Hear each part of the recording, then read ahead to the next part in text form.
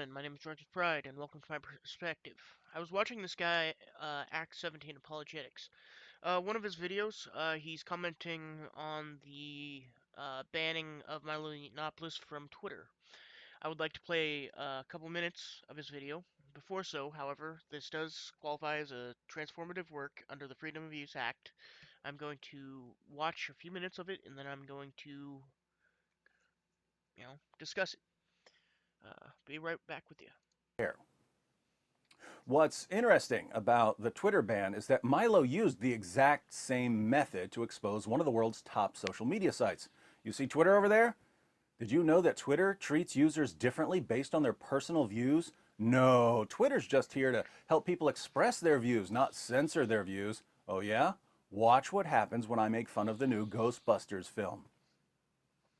Lots of people have been sending Leslie Jones of SNL and Ghostbusters fame negative comments about the film and even some of the most horrifyingly racist tweets you can imagine.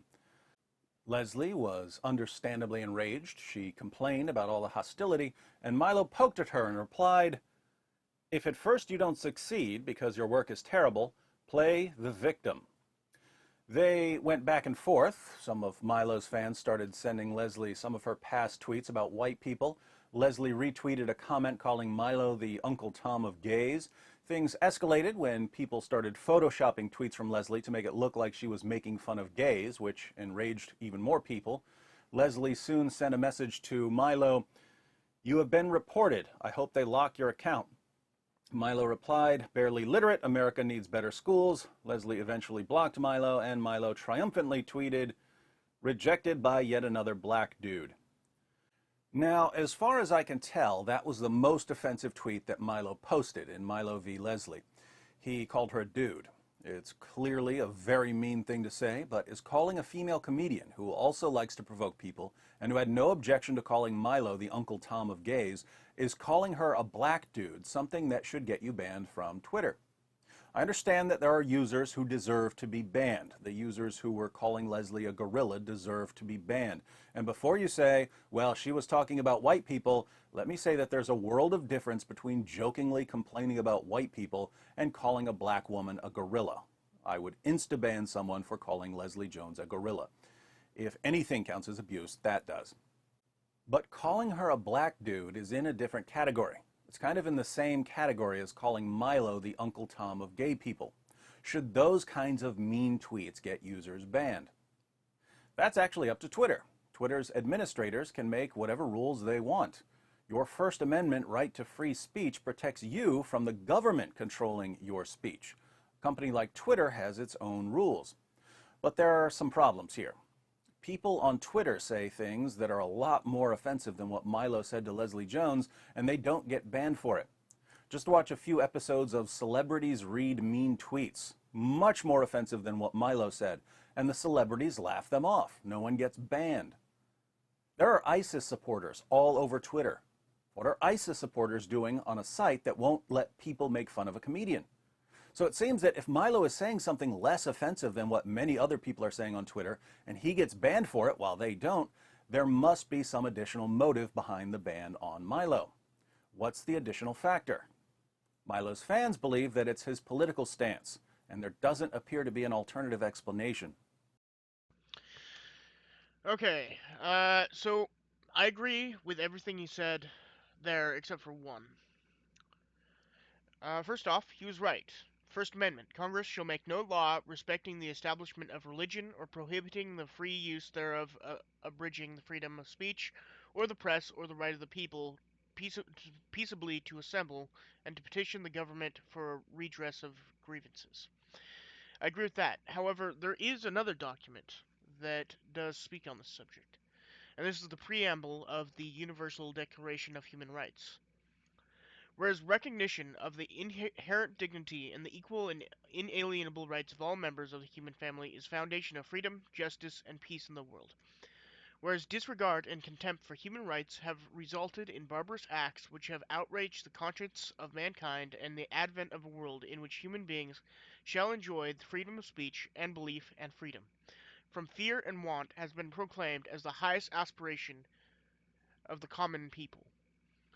Whereas it is essential if man is not to be compelled to have recourse, at a last resort, to rebellion against tyranny and opposition, that human rights shall be protected by the rule of law. I could keep going, but I believe that is the gist of it. I disagree, Mr. Acts17Apologetics. I believe that everybody should be able to say what they want when they want and whatever they want. I was watching an hour-long episode by the Rubin Report. It was a debate between Rubin and another guy I can't remember. But he did bring up a good point. You know, if we're talking about speech, that's fine, but there's some facts that might be a little more than you need to know, such as the formula for sarin gas or biological weapons. I haven't made up my mind on that. So let's just talk about, reasonable discourse between humans. Not even reasonable, discourse between humans. I found that one of the most dangerous forces on this planet is, oh, what was I gonna say? Now I can't remember. Uh,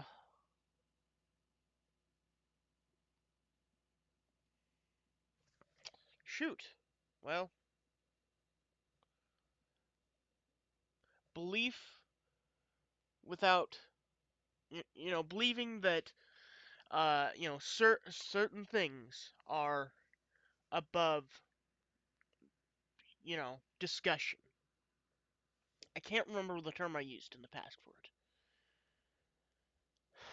But yeah, basically, the problem comes when people say that this is truth. If you don't agree with this, you are wrong and you have no right to say that. Say what you want to say. Nothing is untouchable. If we can, say anything from, the formula for bread, to the Christian religion, to Islam. Everything is up for debate. Everything is up for, you're free. You have a right to disagree with anything that's said. But the problem comes when somebody says you are wrong, you are not allowed to speak, and this usually comes in the form of government action, such as we saw in Russia, if I can find it.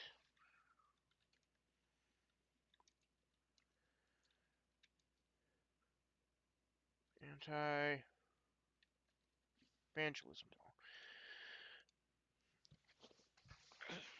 So Russia is signing into law. Okay, this week, Russian President Vladimir Putin approved a package of anti-terrorism laws that usher in tighter restrictions on missionary activity and evangelism. Despite prayers and protests from religious leaders and human rights activists, the Kremlin announced Putin's approval yesterday. The amendments include laws against sharing any faith in homes, online, or anywhere but recognized church buildings. Go into effect July 20th. Though opponents to the new measure hope to eventually appeal in court and elect legislators to amend them, they have begun to prepare their communities for life under the new rules. Reported Forum 18 News Service, a Christian outlet reporting on the religion. Protestants and religious minorities small enough to gather in homes fear they will be most affected. Last month, the local police officer came to a home where a group of Pentecostals meet each Sunday. Deputy Bishop of the Pentecostal Union told Forum 18. With a contented expression, he told them, "Now they're adopting the law that I'll drive you all out of here. I reckon we should now fear such zealous enforcement." So, basically, I'll link this article so you can read more into it. We have a government, just as we've seen in the past, such as Rome, with Emperor Nero, saying that, well, maybe not to that extent yet, but still, this is like, Soviet era communism thing coming, this month. Now, this is where the danger is. This is when somebody says, "You're wrong to say this." You know, at this point, they're saying, "You're wrong to say this. Don't spread this because, you're wrong." We see the same thing from Twitter. Now, I'm going to talk a bit about the Milo Yiannopoulos thing. He didn't, you know, sure, he called the woman a black dude. And a lot of his followers called the girl everything from, I hate the word racist, but, racist terms. And, like one of the people actually called her a gorilla. I'd say that's wrong, but, you have the right to say it. Not under the Constitution, but under the Charter of the UN. Nothing is untouchable. You know, so yeah, I guess this is my reply to Act 17 Apologetics. Thanks for watching. Please comment, debate, and criticize down below. Thanks for watching.